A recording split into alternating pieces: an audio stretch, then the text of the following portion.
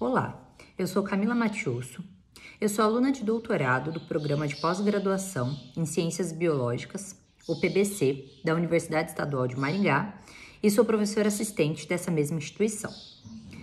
Bom, sabe-se que desde 30 de janeiro de 2020, a Organização Mundial da Saúde declarou a atual epidemia de coronavírus uma emergência de saúde pública e de interesse internacional. E ainda, em 5 de março de 2020, a epidemia registrou mais de 80 mil casos na China.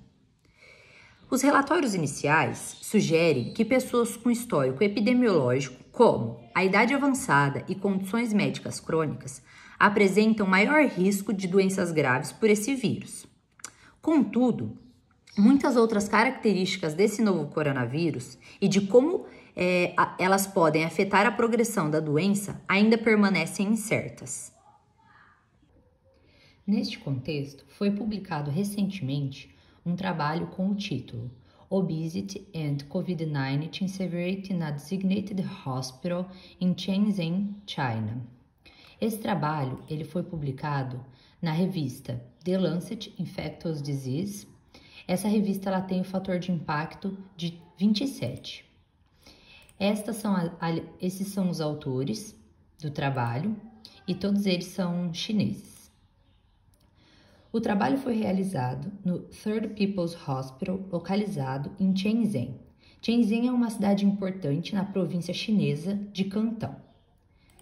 A hipótese dos autores foi que o IMC é um fator de risco para a progressão grave em pacientes com COVID, independente de outros fatores de riscos conhecidos. O método para a confirmação do COVID nesse trabalho foi o Real-Time Reverse Transcription Polymerase Chain Reaction. Os dados foram coletados em um período de 11 de janeiro de 2020 a 16 de fevereiro de 2020. Informações de características epidemiológicas, clínicas, laboratoriais, radiológicas, o tratamento e a progressão da doença foram obtidos em prontuários eletrônicos. Foram analisados 383 pacientes, todos homens e maiores de 18 anos. Isso porque foi muito baixa o número de pacientes mulheres e crianças que deram positivos para o COVID-19 no período e local estipulado. Desses 383 pacientes, 4% foram considerados de baixo peso, ou seja, com o IMC menor que 18,5. 53% foram considerados de peso normal, com o IMC entre 18,5 e 23,9.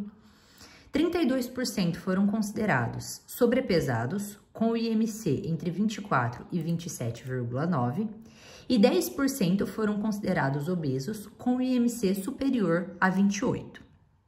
Os resultados do trabalho mostram que, quando comparado com os pacientes de peso normal, os pacientes sobrepesados e obesos têm, respectivamente, 86% e 42% de chance maior para desenvolver pneumonia severa.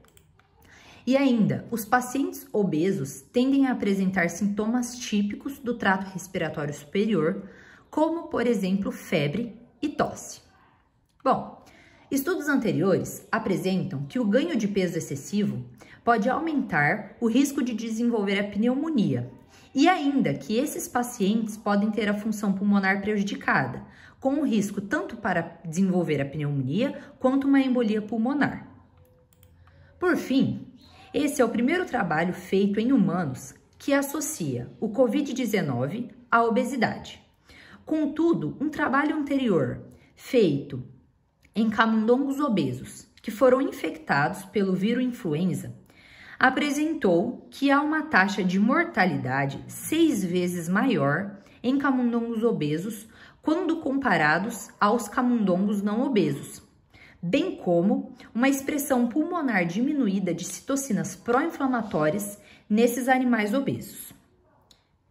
Dessa forma, os autores concluem que a obesidade foi significativamente associada à progressão para pneumonia grave em adultos positivos para o Covid-19 em um período e localização estabelecida. E ainda que as clínicas devem manter um alto nível de atenção para com esses pacientes obesos.